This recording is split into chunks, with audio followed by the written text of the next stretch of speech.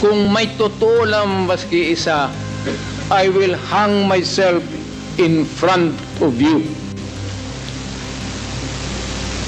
You can summon, I will sign a waiver, all banks, pati yung World Bank ng Amerika. Kung may isang totoo lang nakiting, I will resign and I will ask my daughter to resign and everybody in the family. That is my guarantee. And I will hang myself. Will the former president be okay that if we draft the waiver now, that it be signed today instead of tomorrow? Will you be fine with that, Mr. President? Anong kapalit, sir? Hindi. Sampalin ko siya sa publiko.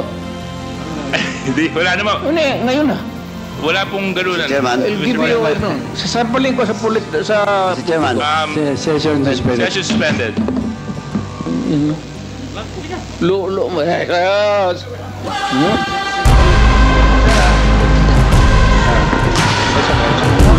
Sabi